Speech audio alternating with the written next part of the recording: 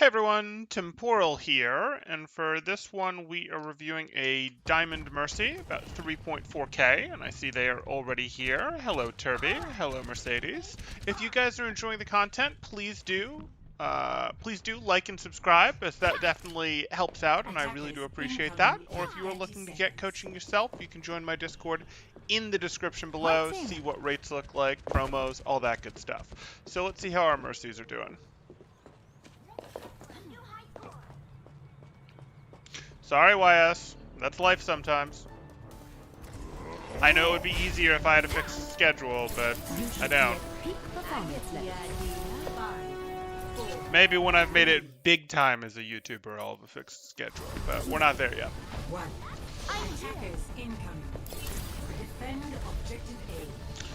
Okay. So, let's just praise the situation real quick. Maybe.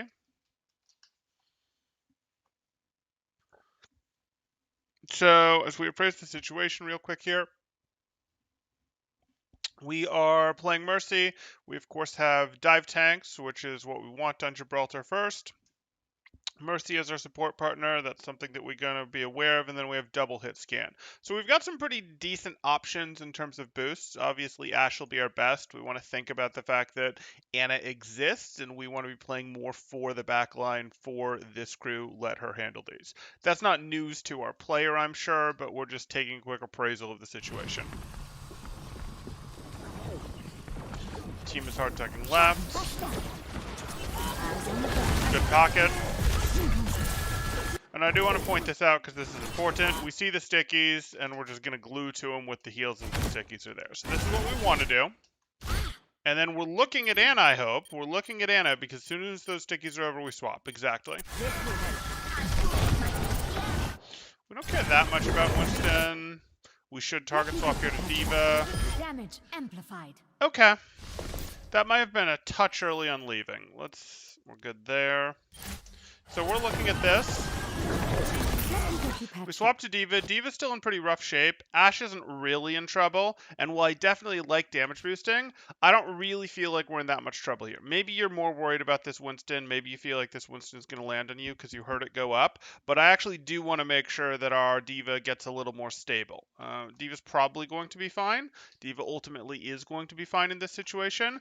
But we're sort of weighing this against how likely is our D.Va to be fine versus how likely are we to hit a break point with our Ashe here. And don't get me wrong, if we hit a break point with our Ashe, that's a big deal. But if we miss a break point on saving our D.Va, that's a big deal too. And I'd have liked, since our D.Va was taking damage, to perhaps stabilize this a touch more. But that's fine. This is definitely the next best option. And then we go back to do that. Okay. But now why aren't we on our Ashe? What do we see? Oh, because we saw our Ashe was reloading. Good catch. That's too far. Like, there's no way we're Guardian Angeling to that Winston. We let ourselves drift just a touch too far here. No, we didn't. Dang. Good read.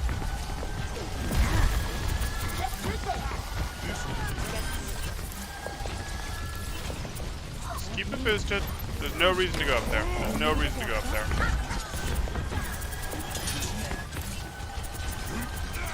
You should be at peak performance level.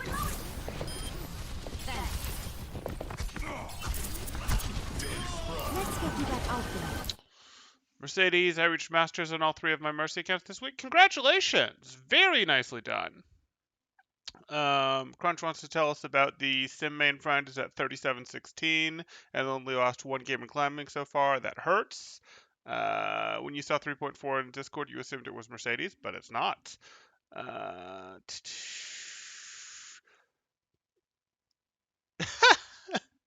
Okay. Yes, I am back from vacation now, and it's time for after lunch temporal. Awesome. Welcome back, Kangaboom. We hadn't seen you in a bit. I hope you enjoyed your vacation.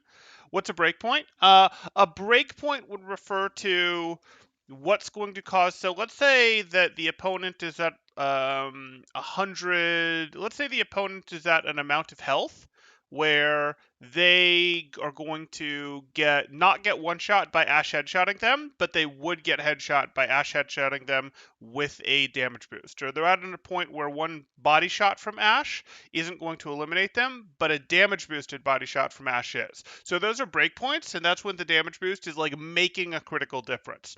And a similar thing defensively could be like, hey, is your Winston, or in that case, is your D.Va at a point where if you don't heal her, you're going to lose her in the next like second or so. And that would have been like more defensively thinking a breakpoint. And if you are confident that she's not, because she's not in much danger, or she's a bit higher on health so she can't be one shot, etc., then you're going to leave her alone and you're going to go back to doing this. In general, we like doing this. This is better than healing tanks in most situations, but we will triage stabilized tanks. And we're just looking at this and going, hey, are we making the right judgment calls? And overwhelmingly so far, we are making the right judgment calls. I think we're spending a little too much time up here, in general, a little too interested in like, oh, our Winston's weak, we have to make sure he's getting out when he's going to be fine getting out most of the time. The actual damage coming in isn't too bad, and we'd have been a little better boosting our Ashe, but this is getting very nitpicky. The judgment has been perfectly fine so far. Right. Nordstorm has another good example there. Damage amplified. You want it ready. I'm here.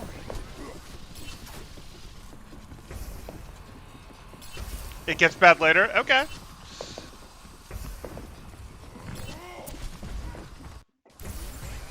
So I see this. We're damage boosting our Ashe. Our Ashe is jumping, so we're taking the moment to look away. We're going to look back. We see that there's something over there. So now you know something's coming over there. And we got a little too far from our Ashe. This probably isn't where we wanted to stop short. Like, I'm fine with stopping short on your Guardian here, but we should definitely be stopping short behind this on our Guardian. Like, we don't actually have to see what's going on. We got enough. We know there's a D.Va over here. We saw something, though we probably don't know it's Winston went that way. Like, we're in a good enough spot. We didn't want to put our Guardian Angel on cooldown for one step of movement that didn't even put us behind the cover. I'm taking care of you. Help me. Nerf this. Fine. Why are you on heals on the way up here? I'm fine with this. She's all you've got. Then you see Soldier. Why? Is this automatic for you? I don't think it is. Based on what I saw earlier, it didn't look like it was just automatic for you to be left-clicking when you're doing Guardian movement. It shouldn't be. It definitely shouldn't be. And this Soldier was never missing health, was never really taking damage. This should have been damage boost. Why did you leave him?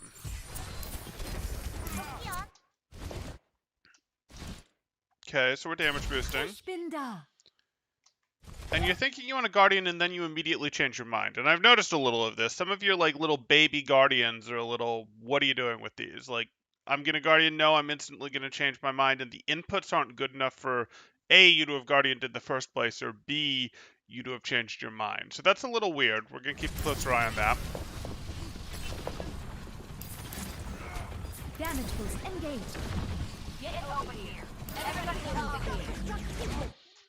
And again, I'm pretty comfortable.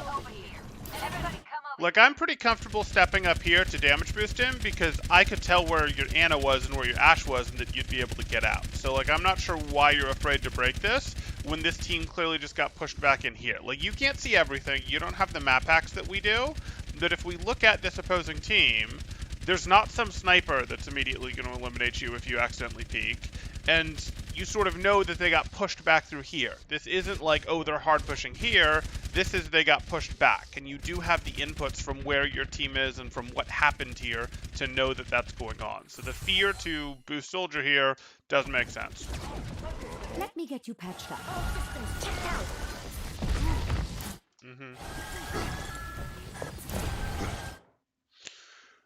Let me take a look here.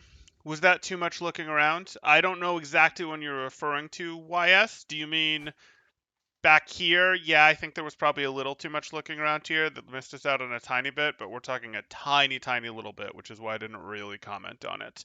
Down over here, not so much. Everything since then has been fine until we get to here where there shouldn't have been any real fear in following Soldier. We had out options. We should have understood from the flow of the battle, from the map control, but really from the flow of the battle, that the opposing team had been pushed back into this spot. This wasn't a, oh, they're regressing through here immediately thing.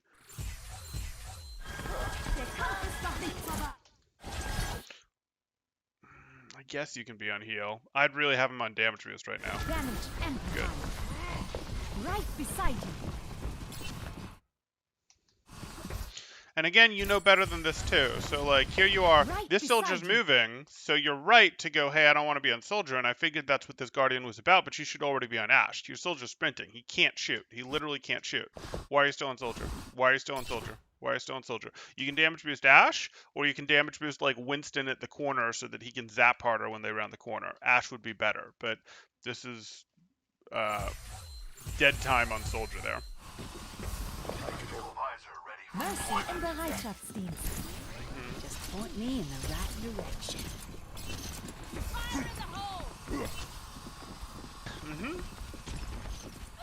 Healing stream engaged. I don't really need to stare at her. Like, if you're worried she's going to get dove, you can stare at her. Healing stream engaged.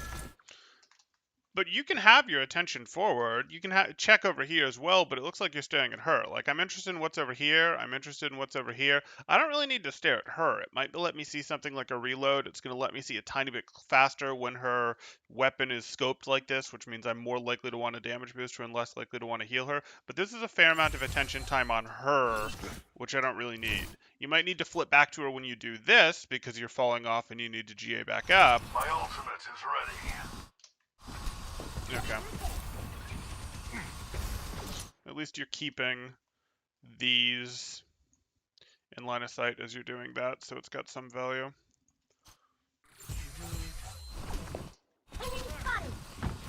Bob's almost ready. Good. And that was a good swap 2 heals right there. So this is happening up, and as the Winston's landing, even though it's full health, we know there's incoming damage right here. And if you can get this pre-heal on what is known incoming damage, that is good. I've had to work with much higher mercies on that, so that's good. Here we go. I can live with the Valkyrie.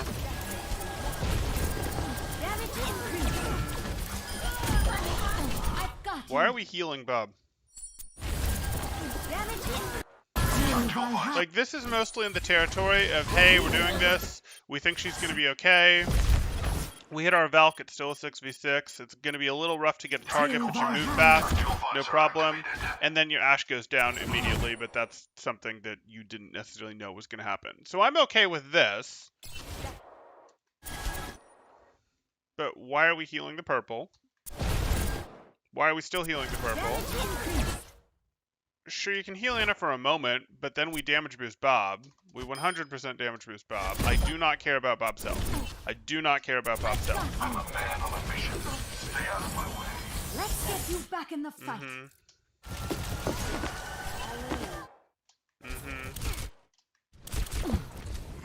Okay, so that was way too heal heavy for your Valk, and it shows me two things. Maybe you were thinking I need to heal the Bob because I need to make sure the Bob stays up as a distraction for when I get the res off, but the Bob was totally fine. So way too heal heavy on that Valk with the Bob, with the purple D.Va down here. Like, that was too much heal, and a lot of that got spent. I don't mind that your Ashe went down. You'd used the Valk before that happened. I don't mind that you used the Valk on their initiation to answer their nano. I'm good with all of that, but this was a heal heavy Valk, and again, I don't know if what's happening is when you get into like not frustrated but like stressed movement, if you just automatically default to heal beam when you're moving, because that would explain maybe why you were so heal heavy here. It doesn't completely explain it, but that might contribute to it. So we're going to continue to keep an eye on that because that would be a concern. But this Valk was not wasted. We got a meaningful res off, and hey, we stabilized, we held the point, etc. But there was definitely more value we could have gotten out of this Valk. That was suboptimal.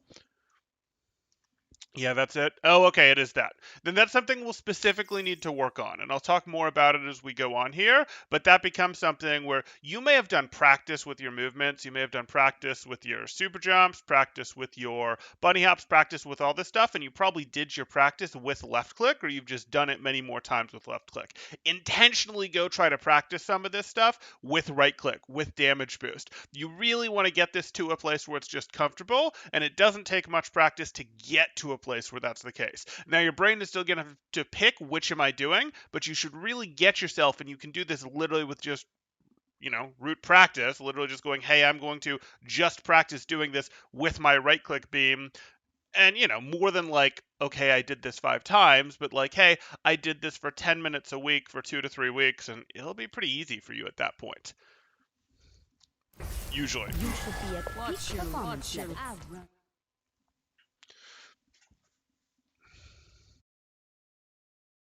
Are there any niche situations where healing Bob is the best thing to do? Sure. There's a nano Bob on the field that's got an amazing sight line. You can heal him from a safe place, and he's critical, and the opponents are spending a lot of attention on him. And keeping him up when he's nanoed like that and has the damage reduction and the damage boost is going to have more value, and the rest of your team doesn't really need it. And the rest of your team also is spread out in such a way that you can't Valk boost multiple of them very well. I came up with a niche situation where it would make sense to be healing Bob, yes, but that's not a very common situation. And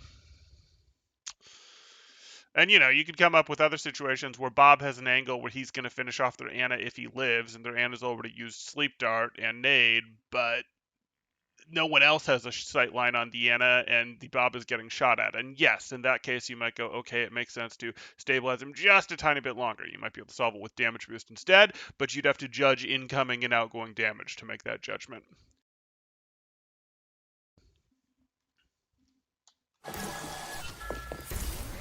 Mind your manners.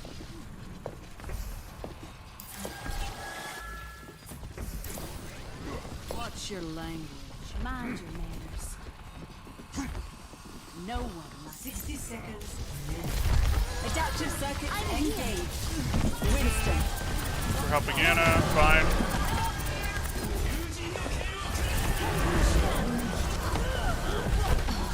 Reasonable.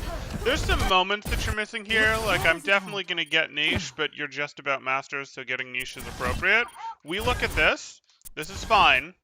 Well, let's go back through this. 60 seconds remaining. Looking at this, pre-healing Deanna, healing Deanna, no problem. This would be a swap to the D.Va. Remember, any damage pressure that we get on the Winston here is going to be big. This is a D.Va that is inside his bubble close to his face. So, like, if we can afford this at all, and we can because we just got our Ana, damage pressure on our D.Va would be amazing. No, not heal pressure. Not heal pressure. We wanted damage pressure, and we wanted it a third of a second ago. Now we're going to swap back and pocket our Ana, which is correct. And then we swap back for this. And I can live with this. I really can. Okay.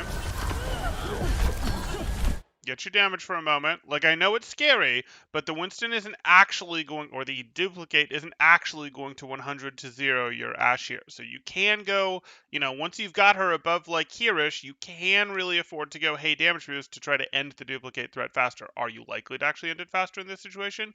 No. But you do want to be trying to greed this stuff where you can. It matters. That was predictable. I mean, you just tried to, against double primaling Winston, you just tried to, yeah.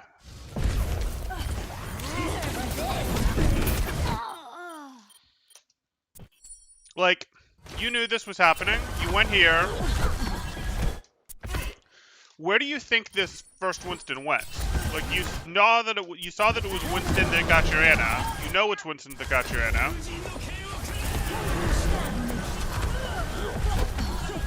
I would love to res my Ana too, but like, where do you think the Winston is? The actual answer is the Winston is right here, but do you think the Winston like went deeper into third? Do you think the Winston went this way? Like, he's got hyper mobility right now because he's in primal. Unless you really know that he's back on point, you just can't go for this. Yeah. Would it have been better to stay on the Ana and leave the tank DPS? No, they were trying to do everything they can to pick both. Like, you look at this and what you needed to do here. Like, there's not a ton to do to get this right, but as we go through this, No one. 60 seconds remaining. we're trying to get both, and I'm fine trying to get both. Like, I would have liked, like I said, tiny bit of damage boost there would have helped. Heal up the Ana. Where does it No, I wouldn't actually have left that Ana. That Ana didn't get to full. If you'd gotten that Ana to full, which you didn't really. You did. The nade hit. I lied. This is fine. No, this is fine. We're trying to greed and get both, and we have to understand that we have to go back to the Ana right now, but trying a little bit to greed to get both wasn't the end of the world. We know that a primal that full focuses on our Ana will get our Ana if she doesn't get the sleep, and she didn't get the sleep, so we do need to get back on her. Yeah, we needed to go back to our Ana right there. I'm not super critical of that, though, because it's, again, one of those, hey, you can decide instead, I would prefer the Ana, but you can decide instead that you're going to keep the Ashe alive. Like, that's a valid thing. But either one of these primaling Winstons, if they get to use their full or most of their primal on a 200 HP hero squishy that isn't being hard-pocketed by the Mercy, they're going to get them. So, now you're at risk of losing both. You don't, because they both come to stop you.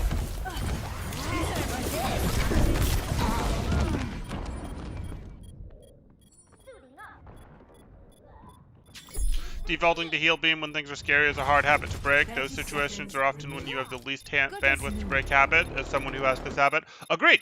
That's absolutely true, Nardstorm. But the first step is to really have to build, not a default mode, but to build a lot of comfort with doing your techs while blue beaming. Like, build a lot of comfort with building your techs while blue beaming. That's the first step. Then, yes, even in that situation, it's still in some ways going to be hard, but, you know, we've got to start with step 1 before we get to step 2, which is, okay, now accurately judge it.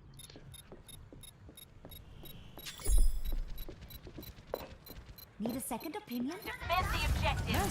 Objective lost. Stop the pain.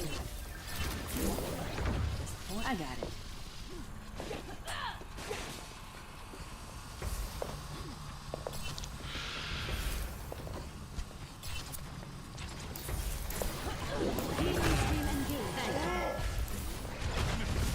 Fine.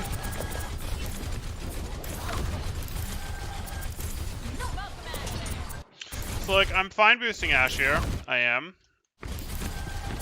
And now I want to swap, you see the TNT? So you're boosting, fine. Now I kind of want to be boosting the Winston. Like, again, don't underestimate what Winston or D.Va, if she's closer, can do in terms of holding this. Like, it is pretty important, but that's fine. We've got Ashe boosted. Not Ashe, we're following Mercy. I'm taking care of you.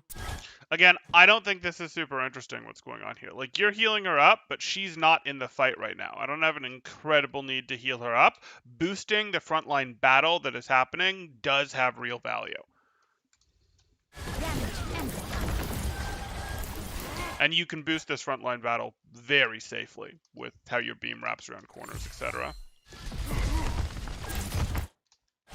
Like, and just to put that in perspective, your Winston gets nice cleave damage, can hit multiple people if he's getting the boost. Your D.Va is battling another Winston, generally in terms of what's happening for the fight for here, and boosting her, well, she's very effective against Winston, and is also very effective against breaking Winston's bubble and his face, and will also benefit heavily. Like, these two, don't underestimate these two when they're tank trading, when they're battling for space like this, if you can safely help them. Especially when your Ashe is kind of out of it.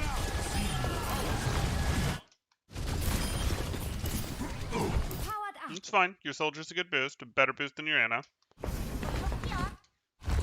Yeah, we definitely wanted to be on our soldier there. And it cost us very little to go down and help our soldier because we knew we had an out. We have the D.Va back here. We had our Ashe back here a second ago. Like, cost us very little to go to help soldier. Cost us a little more to help soldier now. There we go.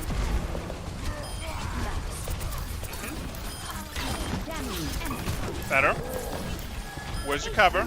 Use Ashe. Use Ashe. She lets you have cover. Good. Damage increase. My ultimate is ready.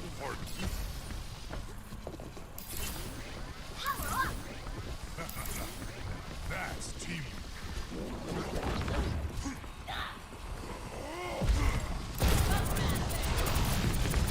Okay. Drop, no dig. Winston.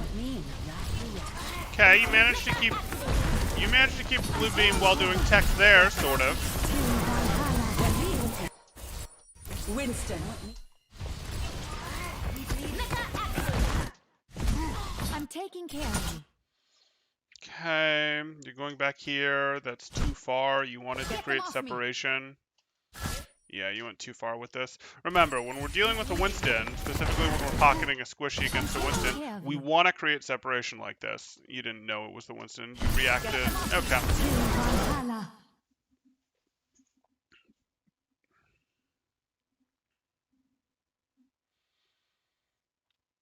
It's all happening very fast. I'll grant you that.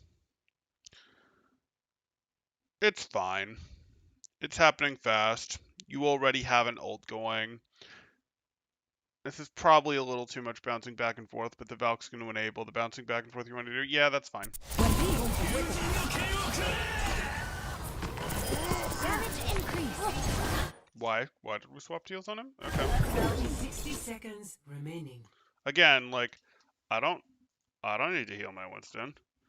I am perfectly happy. Like, yes, he was fighting Nanoblade shenanigans, but I'm not going to heal him. I was damage boosting him during that. Can I now please damage boost my Diva? Please? Please? Mercy in Bereitschaft. We still need Sure. you. Stabilize that best you can. It's gone. Turn around and look. Turn around and look. And now out. Okay, back to damage boost. Damage. Back to heals. Yep.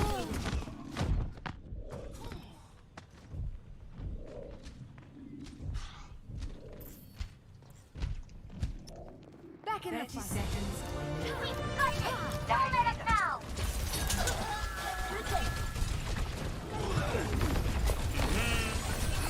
Let's get you back out there. It's out of the fight. Damage boost. Let's See get you this? back out there. I see your Winston. I see why you're worried about your Winston, but your Winston is relatively safe, and let's remember that. Like, your Winston is relatively safe, so we don't need to stay on this too hard if there's a better option.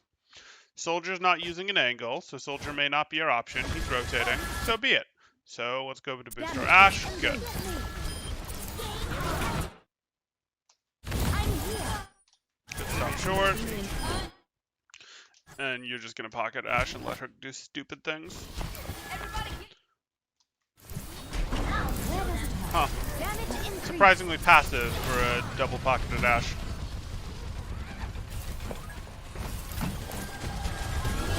Fine. You needed a doctor?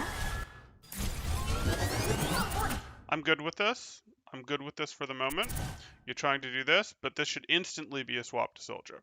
Like, this really should instantly be a swap to Soldier. I see it. I see Winston's at low health, but Diva's now leaving. She's done her U-turn.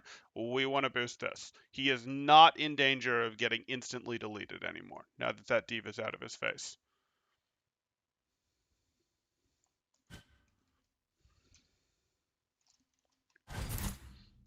You needed a doctor?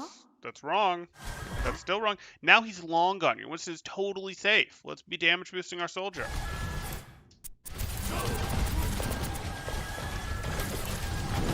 Okay, Winston, again, Diva's gone. Let's be damage boosting our Winston. Or turn around and see if Soldier's got a sightline, or Ash. Powered up. Soldier's better right now. It is.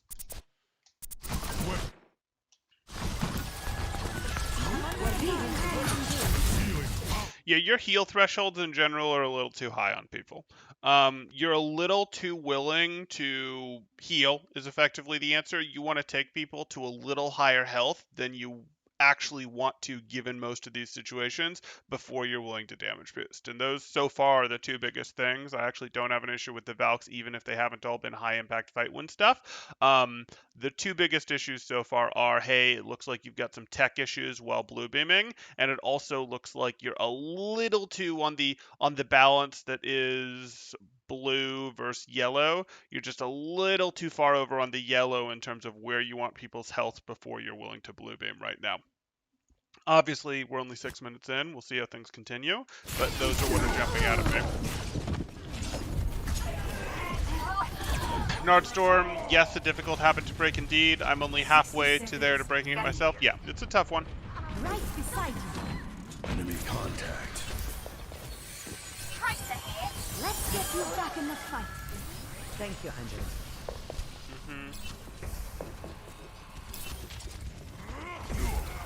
Sure. Adaptive circuits engaged. Why though? So like we're here, we see the Anna. I don't know why we Where does didn't it bunny end? hop past this a little bit harder, but you wanted to keep this. I don't particularly like this. And then you're dropped here, which is just not where we want to be. Fortunately, the Winston bubble's down, so we're going to get ourselves up over here to the left, or we're going to G8 to this and then scoot right. Which is it going to be? Not this. Please not this. I've got you. Okay. She doesn't need heals. Damage boost. Damage boost. Damage boost. Till Valhalla. No, this purely is a reaction Valk. Okay. So here we are. Winston. Do we want to win this fight? This opposing team looks committed. We're using Visor, but it's not like Visor is some amazing high value ult. We can just use Valk and charge more up, and you're struggling to find a good target to damage boost anyways, because Soldier's your best damage boost, because Ash went Tracer, and Soldier's not in a place where you can help him. So these guys are clearly committed. Your team is in. Let's just Valk right now. Let's just Valk right now and go cash in this Valk. This Valk will make sure that we win the fight. It'll charge other people's ults up. Hey, fantastic. It'll let us pocket our tanks plus Tracer for a nice offensive blue beam shenanigans. Let's do it. Visor is an amazing high value ult. Nice try, Blah. I've got you. So, like, you can just turn this into a Valk. You should just turn this into a Valk. S tier, I think I swap to BAP for the rest of the defense if you want to skip through the attack. I don't mind reviewing the BAP too. It's fine. Till Valhalla. Yeah, so now you're doing this when, like, you're already in trouble, your Anna's already got someone on them, things are already happening. Like, I sure hope you don't lose this Valk. You lost this Valk. And they can do that. You Valked inside against a Winston. That's dangerous. This is part of why we try not to Valk as a reaction to incoming threat. We really are looking hard for opportunities to Valk while the fight is even or even slightly in our favor, as opposed to when we've fallen behind. Yes, it changes the amount of blue and yellow beam that you can use, and that's one of the biggest reasons. But here's another reason right here. It puts us in these situations where, oh, I hope the extreme regen and movement on Valk will save me. Well, it would have if you'd been willing to go out here, if you'd gone out here early with it in the first place, but not so much if you use it after the Winston's landed on you and done 100 damage. Or the Genji's gotten to you and done 100 damage, or the Tracer's already shooting on you, etc. Hey, White Tiger. No dying on my watch. Okay, on to BAP.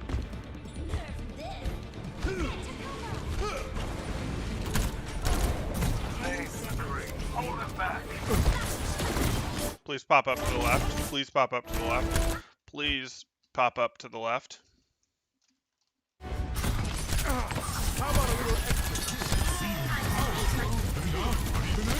Playing in the middle of the lane.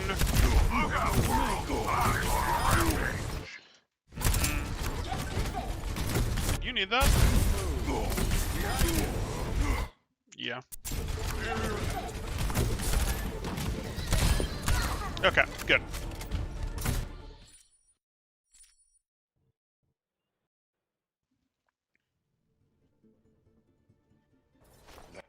You remind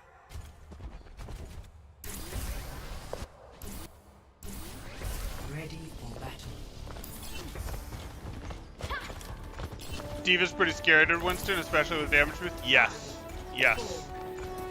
Like, if we wanted to get super micro, we could, like, make boost divas fighting Winstons a point. But instead, I'm going a little more general with, hey, we're a little too interested in healing even when people have enough health that damage boost is more effective. Attackers incoming. Defend objective. Why did A. Winston jump there? I don't know which point you're referring to. When they jumped on Mercy and eliminated her even after she valked, or after that?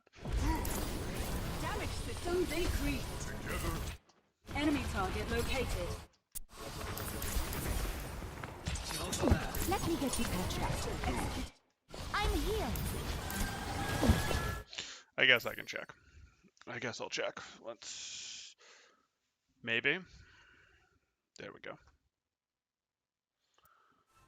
Here we Ready for are. Round 1. Complete.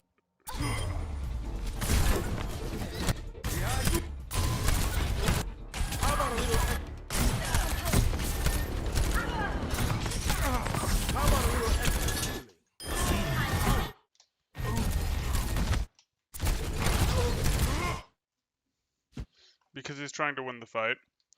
What he's trying to do is they're never actually going to win this fight unless he gets an elimination. So he's communicated with his diva, or he understands that diva is anchoring, and this is the usual distribution of roles.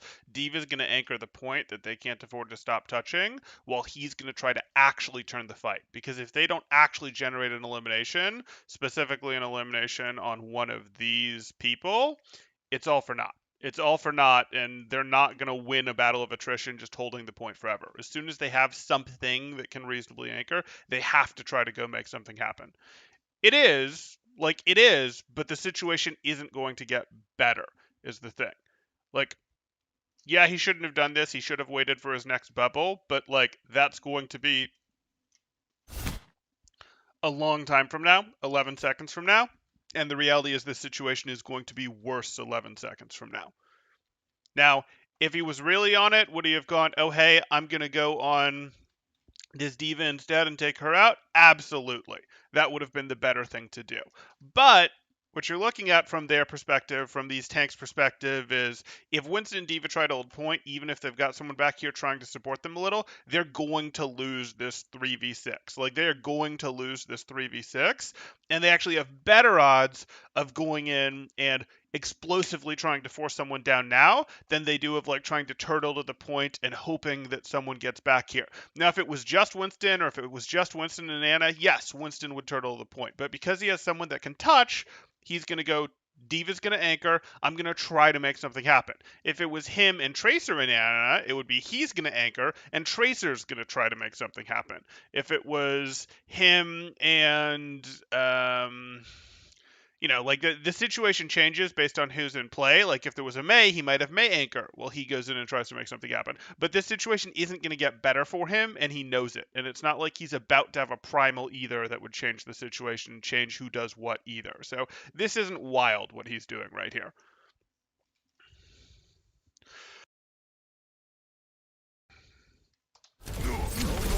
Like, Overwatch isn't about, well, at least we lasted as long as we could time-wise in overtime. You don't get more points for lasting longer into overtime. It's how far can you actually get the cart, or can you actually complete the cart that matters. So, again, this is, like, they might last longer if he turtles on point, but if they're actually trying to win the game, if they're actually trying to complete, or they're actually trying to get as many more inches, feet, yards, whatever, meters that they can, this is not this is an understandable play.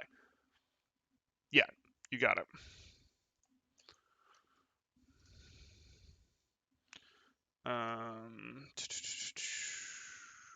Where was I going? I was going back to Turby, and then jump a minute.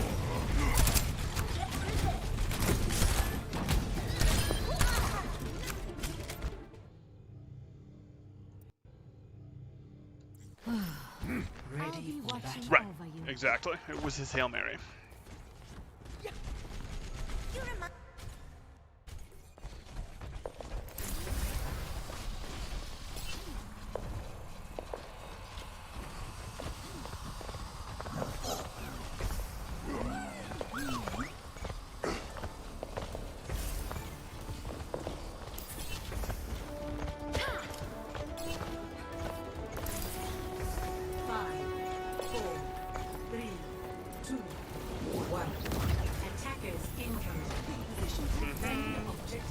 we have ourselves an Echo and a Hanzo now to go with our Ana, and we still have the same tank line. Okay? Let me get you patched up. But why though? Let me get you patched up. I might heal beam this if I pre-heard deflect. Like if I heard deflect, I might pre-heal this. But I don't hear deflect. I don't see like a halt above her. I don't hear a ball coming through. I know there's a Genji there that's going to throw shurikens at her, but I don't care. She's got full health. I'm going to damage boost her. They're going to poke each other. Again, if I heard something specific, that might change things. But I'm here. Ana was fine. Damage boost on the Ashes right. Damage. Sure. Fine. I'm taking care of you. Good.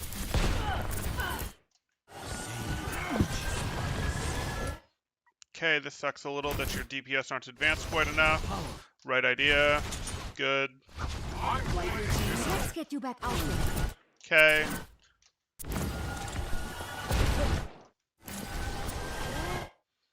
You're gonna heal up the DPS, not the D.Va, right?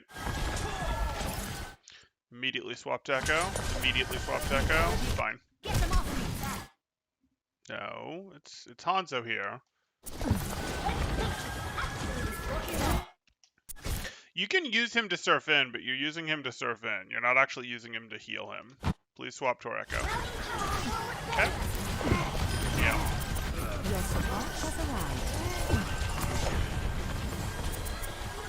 Excuse me?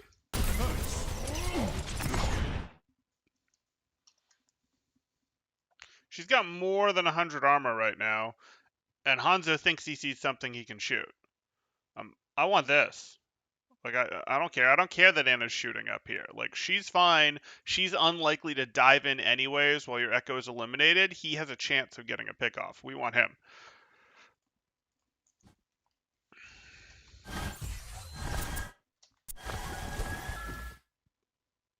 Yeah, I don't know why you just healed that D.Va to full. Maybe it was to get your ult there, but like you aren't pushing until your Widow is back anyway.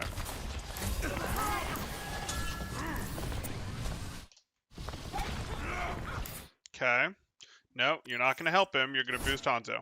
No! No! Like, I see it. We got that. Oof. Like, Widow's still back here.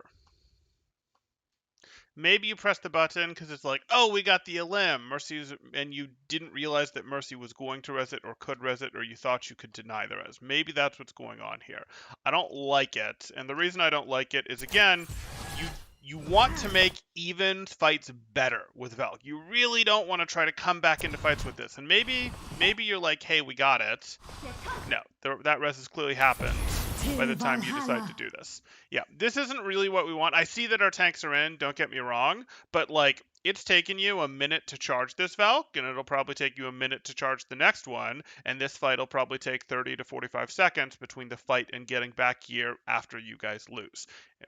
Am I certain that you guys are going to lose? No, but your monkey, you're going to be having to do much more healing than you like because your monkey's already in there. Your Ana's going to have a long rotation to get into this fight to be relevant, so again, you're going to have to do more healing than you like here, and your Widow's not in play while their whole team is in play. Like, you don't want to go, oh, hey, I'm going to try to turn a kind of meh behind push into an okay one with Valk. You really want to go, I want to make sure we don't get full health. Like, it's really important to me that I find a fight where we've made it even or we've pulled out a tiny bit of a lead, and that's the fight that I pick to invest in. You pick that fight. I don't care if you get less total Valks off. I really don't. I want you to be able to go, I'm picking the right fight to Valk into. Now, I don't want you to only get like one Valk off in situations where you're just fighting and repeatedly beating the other team. But in these situations where it's like, hey, we're fighting for first, we're having a tough time getting in, you are like the best tool that your team has. we could argue that that's as good, but you were like the best team that your tool has for going, hey, I am going to really strengthen our initiation. And you are strengthening an initiation, but you're strengthening a kind of poor initiation. Your Widow isn't here, your Winston is weak, your Anna's not going to be able to rotate in properly. This isn't really quite what we wanted. So now you're going to make this, instead of like this going from a chance that, let's say that attackers always have a disadvantage, and let's say that attackers always have a 45% chance of winning this team fight on, pushing into first like this. So like you want to try to turn a 45 because, they are going to have choke advantage and there's not much you can do about that. Let's say that your Valk adds 15 to do your chance to win. We could do 10 instead, but it doesn't matter. And that then makes it 60-40. And that's what you're looking to do. You're looking to flip it from this to this, or to push it from 50 to 60, or 50 to 55, or whatever we want to do. Like, you can think of it like that. We don't want to go, oh, hey, this was an initiation, and our initiation chance of winning, pushing into this 6v5 when we were down one, when our Anna's going to be able to slow to rotate, our chance of winning that fight looked more like a 30 or even a 25 versus their 70. And now when we use Valk, well, congrats, now it looks like a 40 versus their 60 to win it. And that's probably generous in what it looks like. And like, we just have to judge this stuff better, because even though Valk charges pretty quickly, especially when it's these first point, when it's these chokehold pushes, you really want to make sure you're investing in the right fight. You'd rather let a couple bad fights go and make sure you get one, maybe two good correctly timed Valks, because your team may just feed. Like, the reality, and we all know this from Overwatch, is your team may just feed and stagger for the rest of this. Yes, even in a 3.6 game. Like, that may end up being what happens. So you've got to pick that right fight and make it so they're not able to continue to feed like they're so prone to doing. I know I'm really focusing on this, and it's going to look silly if you then go win this fight with this Valk, but hey. Right beside you. Are you comfortable with super jumping? Not really. I don't try it because it's so dangerous if I goof, but I know I will have to learn it. Yeah, you're at a level now where you do have to learn it. So we're just hard healing.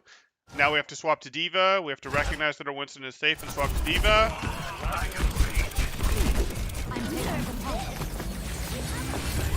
This is not the end. Right, so that was an entire Valk of healing and rezzing. And the res is good, but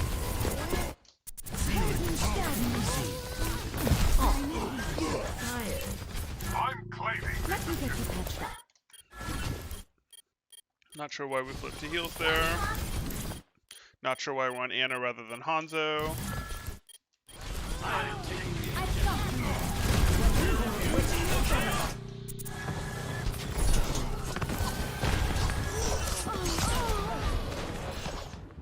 Yeah, that's about right. So that's kind of what we expected to happen. And I do mean that. Like, it kind of looked like, oh, we were going to win. The reason it kind of looked like, oh, we were going to win is these guys were being stingy with the rolls. Like, no joke. These guys were like, nah, even with you Valking, we're not too worried about you. We have mana advantage. We're going to be just fine. And then they went, oh, you're serious. And they ulted back in and won. And you didn't work up enough of a lead with your Valk when they made that mistake. And the reason you didn't is because your Valk was having to do a lot of healing work, and you were down one when you started. Like, that is how that works. And this is sort of what I'm talking about. And it's cool that we got a tick, don't get me wrong, but like, now we're only going to have one more real Valk shot at this, and we're only going to have about a minute to pick the right fight. So maybe 2 fights to pick from for that potential Valk to make sure that we get first. That's a little dicey. It's a little dicey.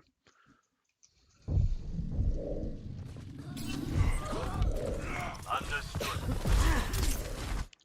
Is saving Valk for perfect fight only for points, or is it advice for payload too?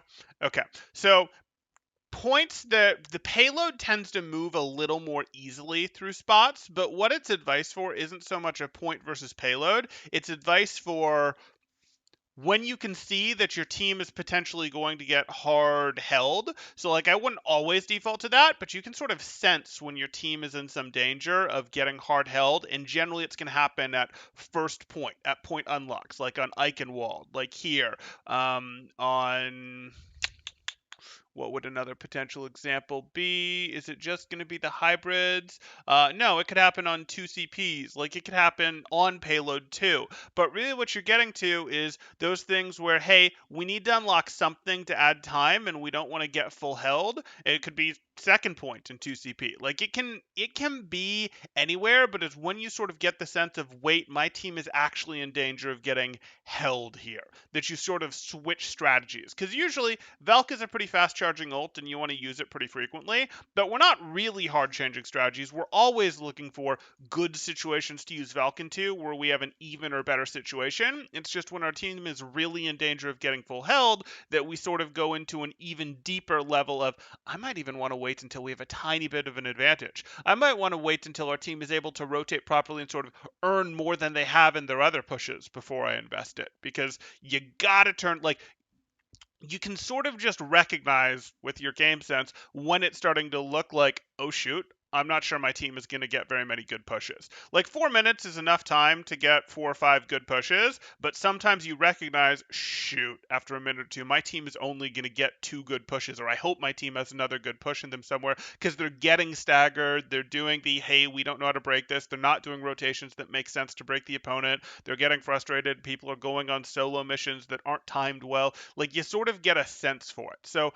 I wouldn't say it's map specific, though if you were to think of it as map specific, yes, it would be more when there's a point to be unlocked, not Koth, but like a point in hybrid or 2CP than payload. Payload, with how the timer works, with how the chokes are less strong than like first point Dyke, first point Numbani, second point Volskaya, first point Anubis, second point Anubis, all that stuff.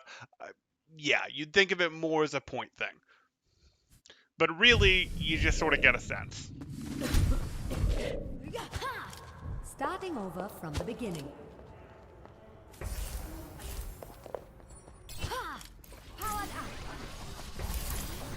I make quick work. The dragon stirs within me.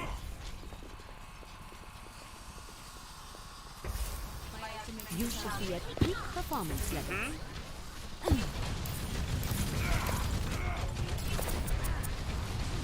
Sure. I'm taking care of lights. Great.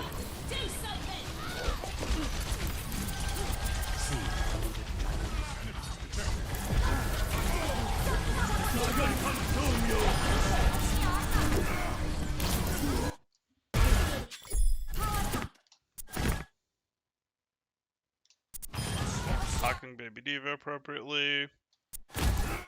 Sure.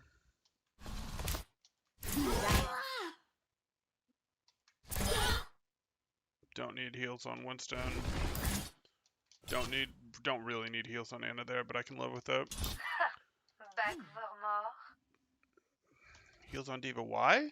Like, again, I think this is just your movement taking over. I think you're thinking too much about movement and you're being on blue beam for reasons that aren't great here. Anna has a sightline on these guys. Like, Anna has a sightline on these guys. I don't mind if you heal Anna to full, but Anna has sightlines on these 80 and 90% health tanks.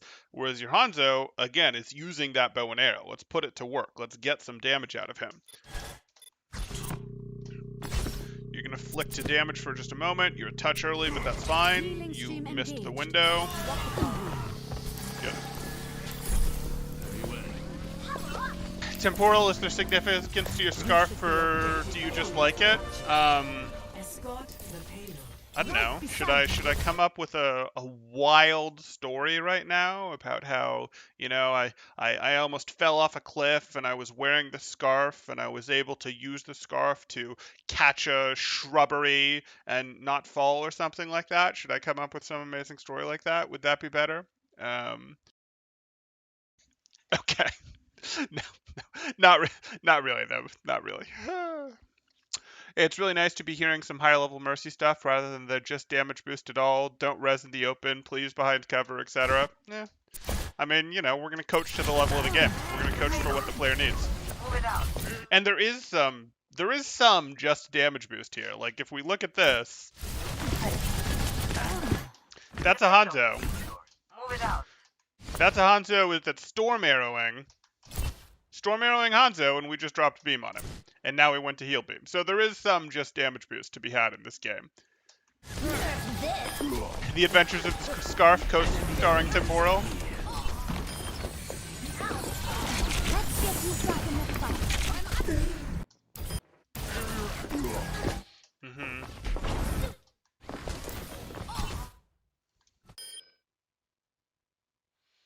Went down to the self-destruct. Reasonable to expect it safe, sure.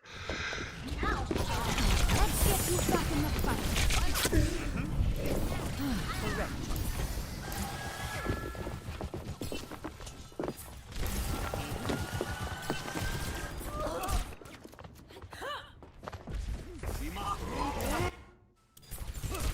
A super jump gets you away from the Tracer. Yeah, yeah. Sort of. That's sort of true. At this level, that's true. That stops being true pretty quick as you go up. Like, Tracer is not helpless. Tracer is not helpless at shooting at a Mercy directly above her, especially because by the time you get the super jump off, what ends up happening is like, hey, you're rezzing someone, hey, you're here, hey, you super jump, and it shoots you up, and that's fantastic. But like, maybe you're referring to it should have been a super jump res in the first place, so the res should have been occurring from up here. But if this is a, oh shoot, rather than look around and find a target as soon as the res is off, I super jump up to here to try and protect myself, you'll already be at half health or less when the Tracer does that. The Tracer will perfectly happily finish you off, even if you have a fair amount of height on her, from right below you. Like, it's not that hard to finish the Mercy off as she's going up or as she's in the air, as these Tracers get good. Like, I can't show you that game, but there's a good example of it. Okay, yeah. Super jump is better than nothing. I agree.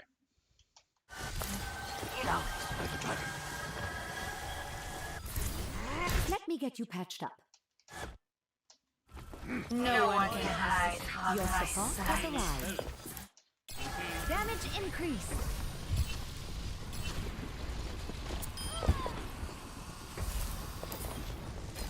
I'm taking Good. I don't like how much we're in the middle. Good. Good. I don't mind us flipping over to the heal beam like we did when Deflect was up.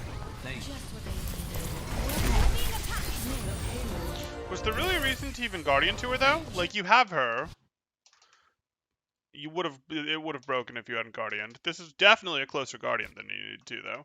Like, yes, the enemies are technically here, but like we don't really want to be. Like, this is still a lane, and we know this is a lane. Right now it looks like cover, but we know this is a lane. We know that an opponent could get control of this. We know that an opponent could dive this. Like, this is closer than we want to be, and as soon as we establish this lane, we already want to be backing up to the new cover. Which, to be fair, you are. The payload has reached the chip.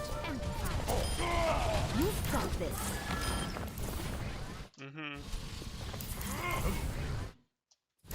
Is your Winston fine? Payload is moving. Join me. Again, we can boost this Widow, like, especially now that this card is here. We want to boost this Widow. We don't want to be in the middle of the lane, but we want to boost this Widow. So if we can go, hey, I get the boost on the Widow has the more aggressive angle than the Hanzo, so the Widow's the more interesting boost right now. Damage And the boost only thing that would engaged. compromise that would be what level of safety can we have while doing it. And now the answer is enough. Nano boost at I'm just not even sure I use Guardian there. Damage boost engaged. Like, you're playing against Tracer Genji, and you're going to Guardian for that much movement? I don't want a 1.5 seconds cooldown for that much movement. Like, no thank you. nano. Because I do not know when a Tracer is going to drop behind me and suddenly make me very unhappy. I remember the speed.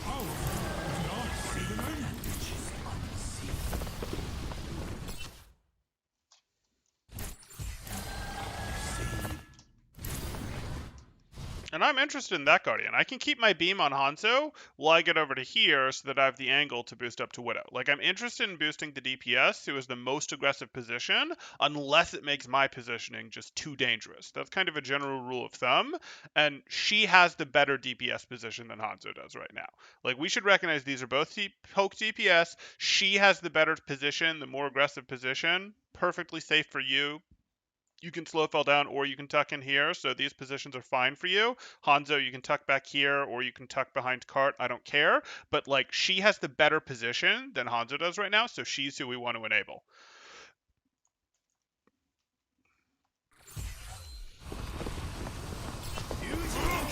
What?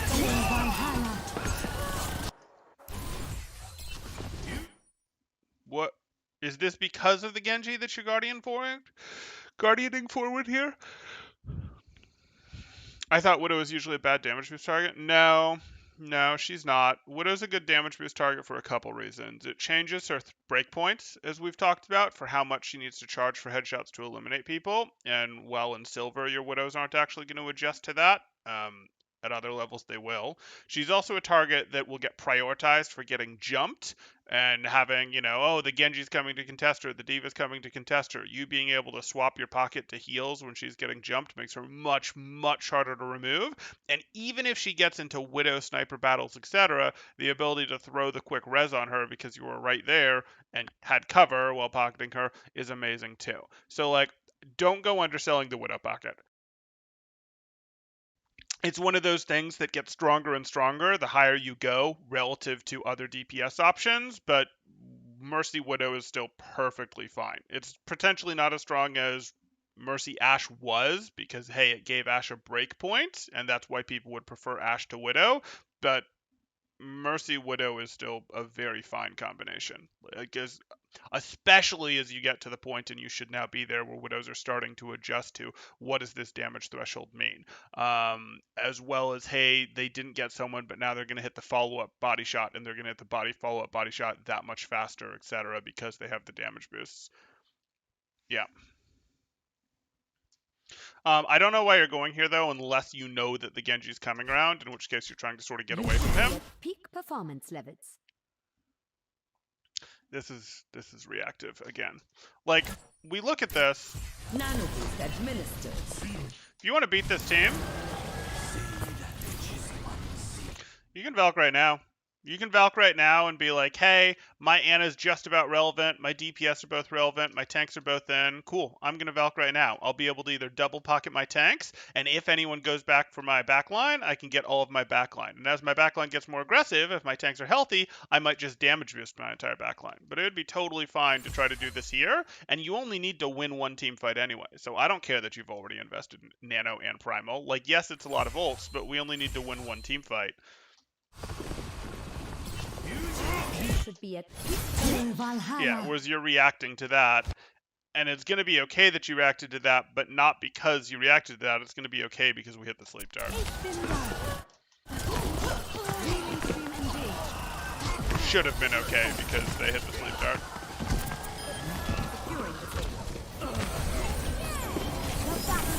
Okay.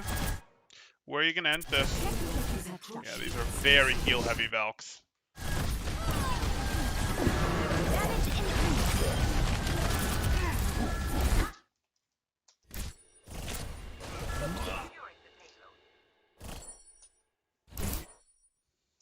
Okay.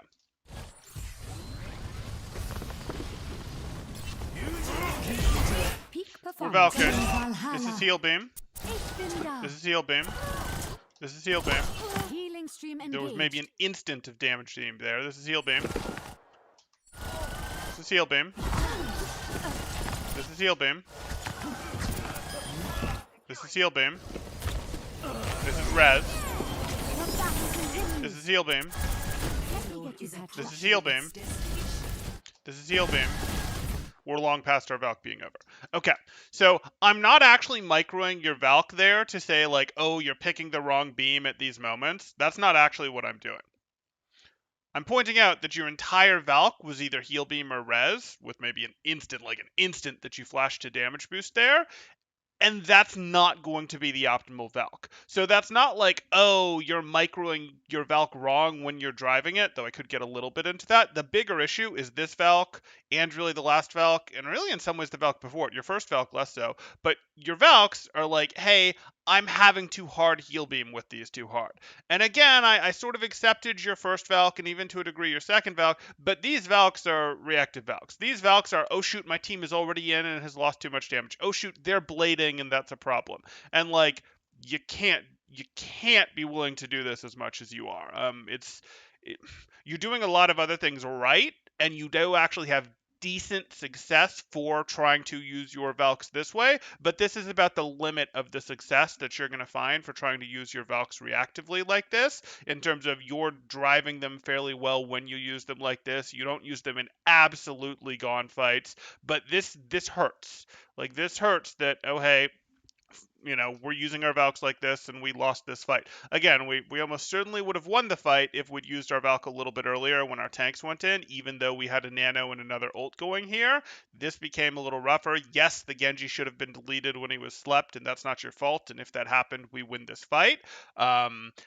But like, that's not amazing, though. You could have damage boost when he was slept there to perhaps have more chance of that. But like, this is going to be hard to overcome. We really want to be less willing to use our Valk to try to make a bad situation a little bit better, and really do want to go from neutral to better than neutral with our Valks. Like, we really do. It's a big deal for Mercy. Gotta go. Really excited to watch the rest of the review later. Learning a lot. See you, Mercedes. Aren't they kind of forced into healing a lot of the time in Valk since their teammates are getting forced during Valk, focused during Valk? Yes, but again, I'm not actually microing the Valk here. I'm macroing the decision of when to use Valk. Like, the teammates are getting forced into situations where they feel that they have to use Valk. Well, ditch the premise.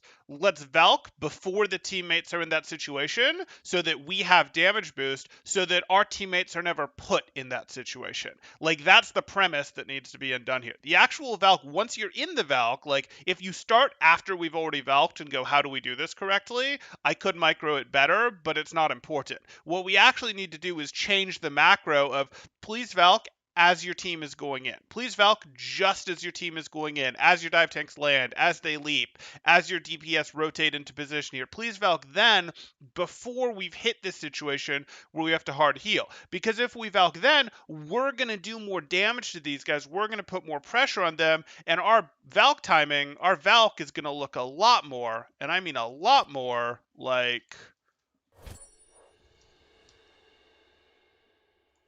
this. Well, with the early part of it, we get to damage boost pretty hard. Then, sure, we do a little bit of healing to start stabilizing them. And then we get to, we don't get everyone back to full, but we stabilize people as we needed to. And then we get to damage boost pretty hard again. And then, oh, no, we're going to have to take, we don't want to lose our tank there, so we're going to have to do it. And unfortunately, because we started to heal, we're going to have to heal a bit more than we'd like here to sort of keep it. But now we have enough eliminations. We're able to get a bit more ahead because of all the blue beam work we did. And now we're going to do some more of this. And now we'd like to heal, but we're actually not going to heal. We're going to keep damage boosting because we want our Valk to end so that now that it's over, we can heal and get ult charge from the healing. We intentionally sort of won the fight with people low on HP. That's what a more optimal Valk looks like, this right here, in terms of the time that you're doing stuff. Does it have to look exactly like this? No, it does not. But if you use your Valk going into the fight, as your team is going in, as your team is jumping in, as your team is committing to the fight, you can have most of your Valks look more like this, and this will win more fights. Will 100% win the fight? Will they still do things like use primals, use blades, and do things? Sure, of course they will. But you see, when you use your Valk in situations when you're pressured to use it, it's not very good. Same thing is going to happen to them with their blades. If they go, shoot, we lose if I don't blade and get people, it's going to be a worse blade. Like, that's what we're looking to take advantage of here. If that doesn't make sense, please stop me, Turvy. I'm happy to explain that differently. I'm happy to go back to a different Valk and give you more example of how that works, how this looks. I'm happy even to try and go pull up a good Valk to give a good example of that. But if it doesn't, but I think it should make sense. If it doesn't, though, again, please let me know. I know you're here in chat, and we can definitely go over it. So Valk when teams are committed, but fight is even or better. Those are good Valks. You can actually Valk as your team is committing even, because you don't want your team as it's going in to get chunked down too hard necessarily, and your Valk can help a tiny bit with the last tiny bit of the rotation. You don't want like to cover 4 seconds of rotation with Valk, but the like in this comp it would be as they're pulling the trigger to dive, you would Valk. But in a brawl comp, let's say your team was a brawl comp and they were going, hey, we have to push up to the team that is holding around here. You might not Valk once they're in. You might Valk once it's clear that your team is serious about rotating. Like they're going, okay, we're here, and now the opposing team is holding here, but our brawl team is already advancing, and now I'm going to Valk because that, I want to get the Valk in before they've lost a bunch of resources to sort of help them finish the rotation, but not in a place where the opponents can seriously retreat. Because if the opponents seriously retreat here, they lose or your team takes incredibly valuable space. So generally either as your team is committing, but before they've fallen behind is a good timing, or just before your team committed. I'd rather you be a little too early with Valk than a little too late. But yes, you're looking to hit that timing of just as they're committing or just a pinch before. Yeah, you got it.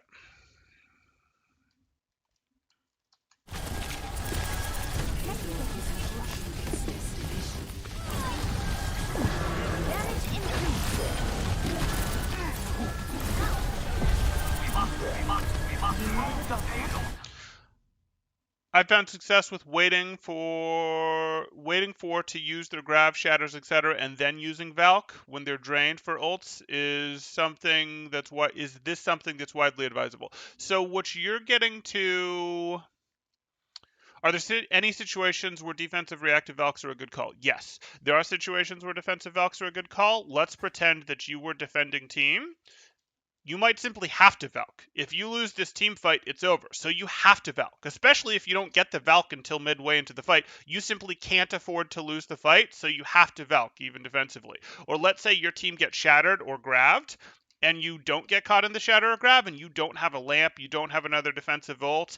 If they don't have a follow-up ult, you still have a decent chance of being able to save them from the grab or the shatter. We don't love it, and if we were fighting them over here, we might say, I'm going to win the next fight instead of maybe saving them from the grab or shatter in this situation. But in a situation where you're defending, hey, last fight here, you're going to have to do that thing. You're sometimes going to have to just go, this isn't an optimal use, but I'm going to use it as a defensive ult. You're also sometimes going to use Valk to get yourself out of bad situations.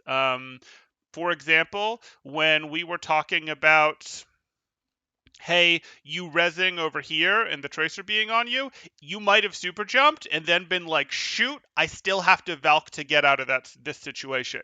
And that might have been correct. Again, it depends on the situation, especially if the team fight is happening and you can go over and support with the team fight, because you can still go, hey, if I Valk, I have a 60-70% chance of living here if I Valk. If I don't, I have a 90% chance of getting eliminated here. I'm going to take that swing because it's the difference of I survive, maybe it's the difference of I get my res off, and I can still go do something with it. I mean, really what we're trying to accomplish is, with most ults, we're trying to accomplish a 1 to 2 person swing in the fight, and saving your own life with the Valk, if it really does save it, and if it has a high probability of changing the outcome, can be worth it. And when you're against some ground-based opponents, that can be true. It's not going to be true in here, Valking after a Winston's landed on you and done damage and you're at 80 or less HP, but it could be true if you're out here and a Tracer's shooting at you and you're at half health type thing, because she's shooting from the ground. Like, there are situations, yes.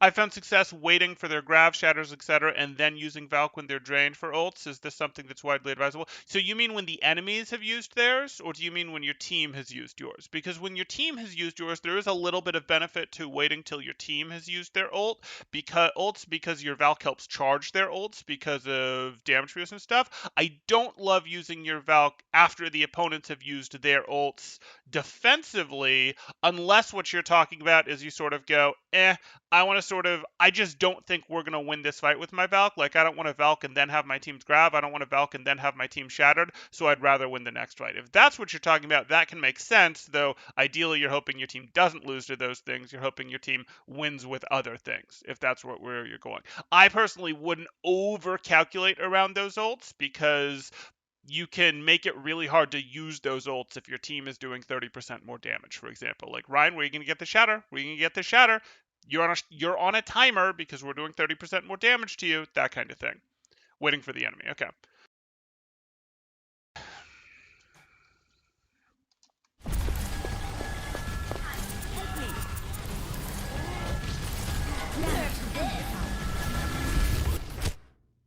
Owie. It's fine. You've got half a belt. You need to win one fight in 2 minutes and 45 seconds. We should be good. A speedy recovery. Healing stream engaged. You should be at peak performance level.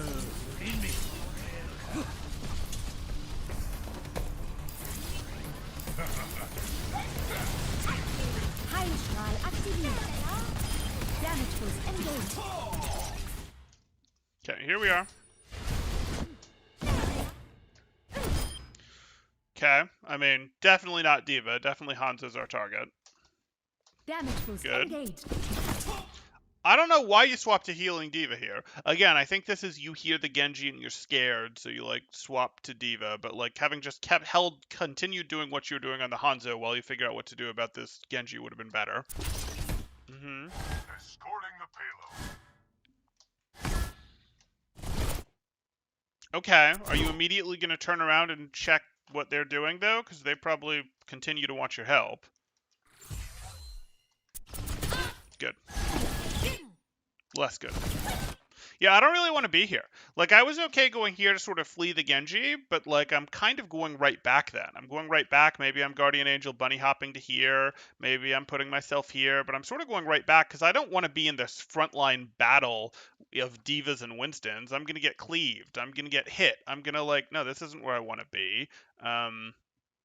And I'm not too worried about the three of us losing to Genji. Yes, I'm going to try to get myself some cover, and I might Guardian Angel away to change my angle so I can Guardian Angel back and get to a spot that has cover, but I don't really want to stay here. And I kind of want to help us win this Genji battle faster, because winning this Genji battle faster to free up my Ana to pay attention to the tanks is better than me paying attention to the tanks. Unless my tanks are about to get eliminated right now.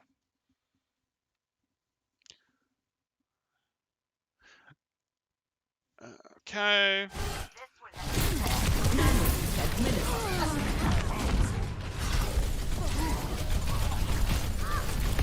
Should teams play for high ground here rather than going underneath in this hallway? This underneath way always seems so vulnerable, but people always go this way in ranked. The hallway has some value, don't get me wrong. Like, it's 3 lanes. If you can get control of the hallway and this, you're going to have a really easy time. You are. But this rotation definitely does take longer, and I wouldn't generally send all 6 people this way. The rotation takes too long for what it gets you to send all 6 people this way. If you send like your Genji this way, as your core goes here and your Ashe rotates out here, sure, go for it. But I wouldn't generally do the 6-person rotation up here. You can do it, but on ladder, I wouldn't go trying to organize it, trying to make this happen. Having control of this does help, but you're generally not going to need to commit 6 people to get it.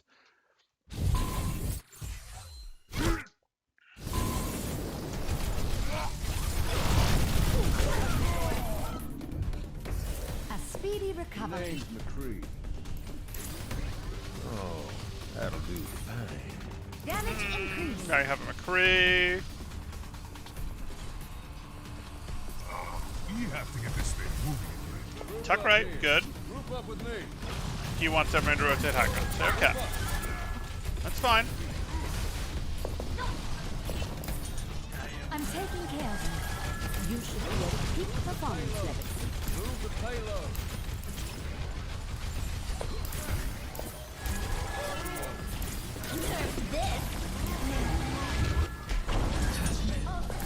Where does it help you?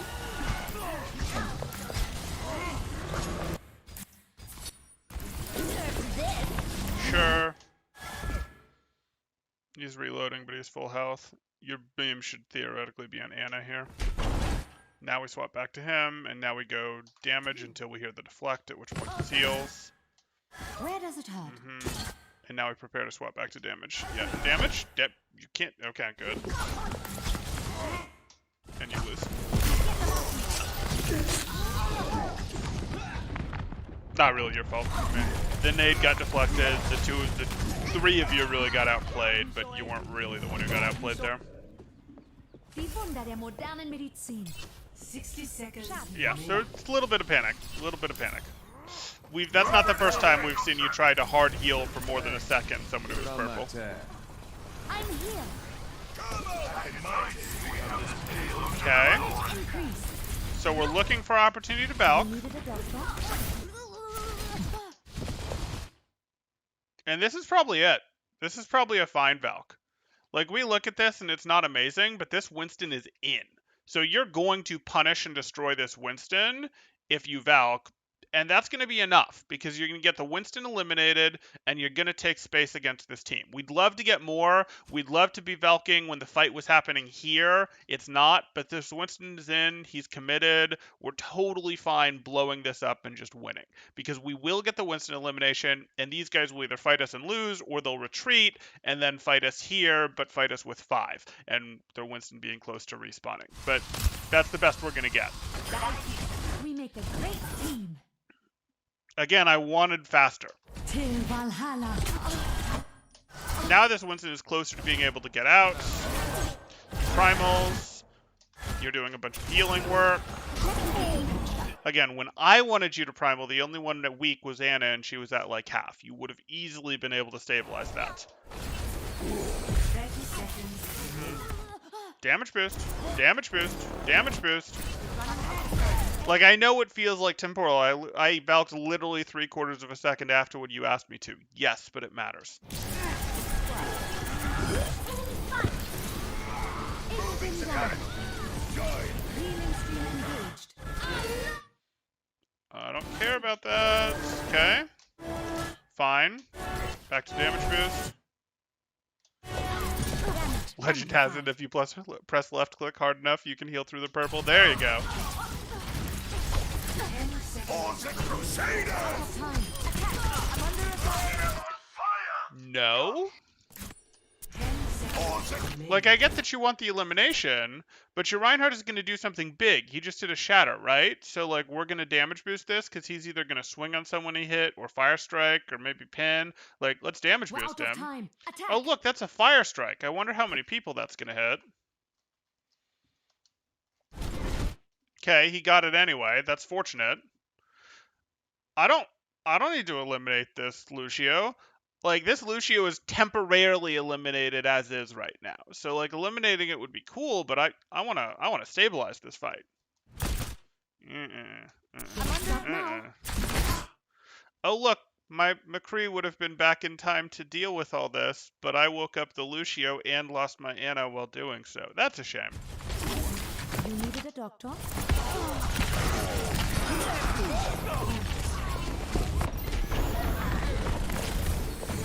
Yes, Valk is very powerful, but the windows of opportunity for Valk are quite small. And you have to recognize what you're trying to get out of Valk to see those. And sometimes you still miss them.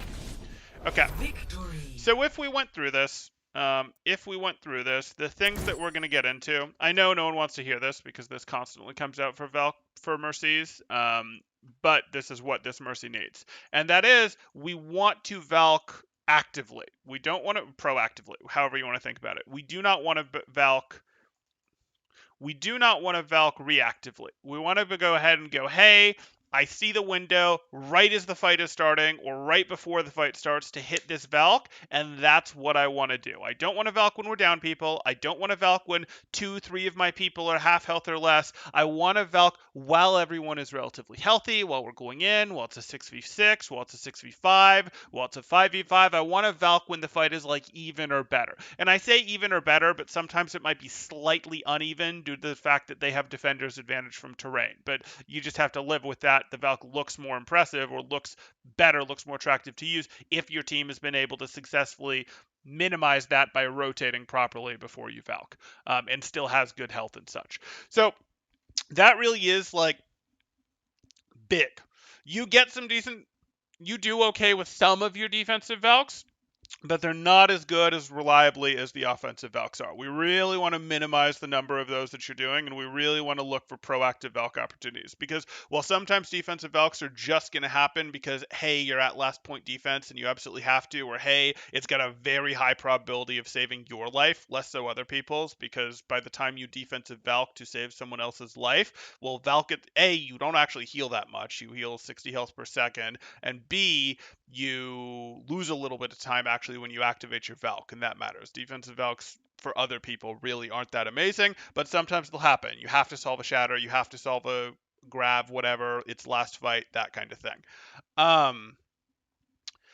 So that really is going to be the first thing that you want to work on. Finding these windows, learning to exploit these windows, looking for them, and just try to use these into more fresh fights or more even fights more than you are. Look for these opportunities, and I think you're going to be pleasantly surprised by how often you win them. And you may feel like, but we might have won that fight anyways. I'm not sure I wanted to ult into that. Yeah, you might have, but you know what? It's better to lock it down, and you probably won't even realize how much of a difference the extreme amount of damage boost you're getting to do in those fights is doing, and actually making sure you do win those fights as opposed to those fights being a coin flip or worse. So like that's really what we want to do, and it's going to be the first thing.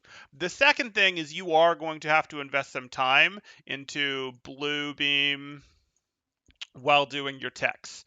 Blue beam while doing your guardian angels, blue beam while you're under pressure, blue beam while you're trying to learn to super jump, though you do need to learn more to super jump, blue beam while you're doing bunny hops, blue beam while you're awkwardly trying to follow someone around as a Winston is chasing you. Like you're going to have to get better at that. And the first step is to literally practice these techs, and you need to practice your super jumps anyways, it looks like, to go practice your techs, but go practice your techs while holding the blue beam button. If there's going to be more to it than that, because it's still going to be like, oh, it's bad, and in bad situations I want to heal because I'm triaging. So there's going to be more to teach your brain than just that. But the first step is it to literally not require any of your brain power to do the techs while blue beaming. That's the first step. So get your techs, and then get your blue beam during techs is going to be your first step here. Then we get on to, okay, now I just have to be, now I'm so comfortable using my blue beam, I'm so comfortable moving around with my blue beam up that it's going to be then easier to get us to the next step of, okay, brain, if a Winston is on me, my solution is definitely to damage boost the Ashe, because the Winston is on me, not the Ashe, and I can't solve this problem by healing my Ashe, whereas I can solve this problem by damage boosting my Ashe or my Reaper or my McCree or whoever is fighting the Winston. And if the Winston stops zapping me or is zapping both of us, if the Winston is zapping both of us, I still probably want a damage boost. If the Winston is zapping just my friend, maybe I want to heal them. But if the Winston is getting me in their zap, my solution to this is probably damage boost, and you get comfortable with that. And Winston is probably one of the first heroes you'll get comfortable at using blue beam against while you're under pressure, because it is so clearly better in so many situations. So that's the second thing that I get to working on there. So we've talked about your Valk stuff. We've talked about your blue beam techs. I'm going to leave it at that for blue beam techs. There's more room where like I could make its own thing. No, I am going to make its own thing. We could talk about you do hang out a little bit in the open too much, but instead we are going to talk about what I want you to work on and understand is it's okay to go, hey, my Reinhardt is at 80% health, I'm going to stop healing him. My McCree is at 80% health, I'm going to stop healing him. My McCree is out of the fight and at 80% health, I'm going to ignore him while I damage boost my D.Va who's in the fight type things. Like you're a little too interested still in getting people healed. And there's certain times where you want to abuse it to get your Valk, like when you're at 80%, sure, abuse it to get your Valk going into the next fight. And between fights, absolutely, heal people up, no problem. But while fights are happening, deprioritize people that aren't in the fight. Seriously, deprioritize them a little bit. They're not that important. And also, you're over healing people a little too much. I like some of your peel stuff where you're like there when you see a Winston is about to land on someone. You're there when you see like someone is about to take damage and you know it. But I don't like how much you're going, hey, let me really try to get this person to full. If you want to get someone to full who's at 80%, you either wait until they're really not in combat, or they're doing something like reloading, or they go behind cover for a different reason, so they're not doing anything useful. Or you find chances to weave their health up. Where you're going, I'm mostly on damage boost here. I'm mostly using my blue beam. But you're giving me a moment where you're not really doing anything productive, so let me now instead replace this little bit of blue beam with yellow beam, and then let me go back. Like, you're still a little too hard on the healing that you go for here when people are in positions that are plenty healthy enough to be moderately aggressive. And that matters. And this looks separate than the tech issue, so I am going to call them out as two different things. But I'd like you to work on those three things. I'd like you to work on them one at a time with like 5 to 15% of your brain power, sort of as a focus of, I'm working on this, I'm going to try to do this, I'm going to get better at this. Am I getting better at this? Let me go back and look at 1 or 2 of my games. Let me really think about it between my games. Let me still be thinking about doing these things, again, with like 5 to 10% of your brain power, 5 to 15% of your brain power, while actively playing, and really get the focus. And once we've fixed one of these things, once we think we've upgraded it, once we think we've locked it in as, I think I'm really doing this Valk thing better, then you move on to your blue beam techs, or then you move on to your more blue beam in general type thing. Like, that's what we do. And then once we think we've calibrated that and we're consistently doing a little more blue beam, then we move on to our techs type thing. Like, one thing at a time, and try to lock in that thing before you move on to the next thing.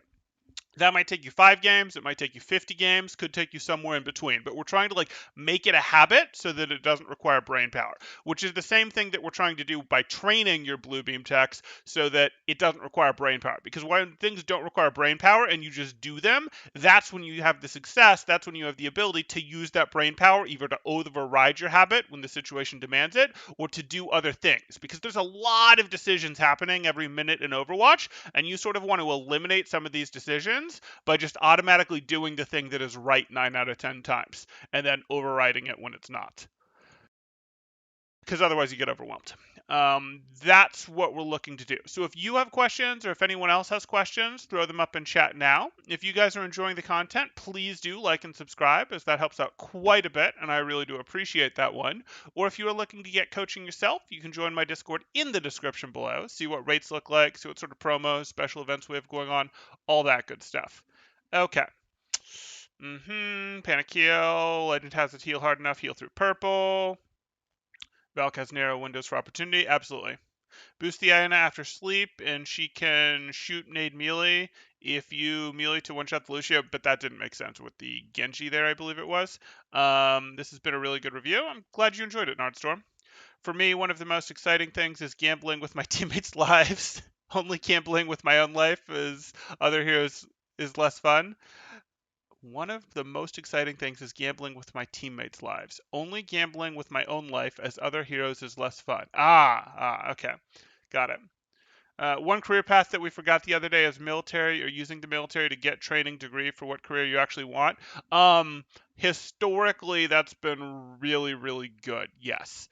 Yeah. What you can get out of that has historically been really good. I don't think I want to go more into that at this moment. I'm a little less double thumbs up on that solution as I potentially have been in the past. If you'd asked me a few years ago, I'd have said that's an excellent path. I still think that's a reasonably good path. I still think that's a good path for some people. I don't want to get too much into that. Sorry. Thank you for the review. It was awesome. Excellent. I'm glad you enjoyed it, Turby. Okay, that's going to do it for this one, so I will see you guys in the next one. Thanks, guys. Temporal out.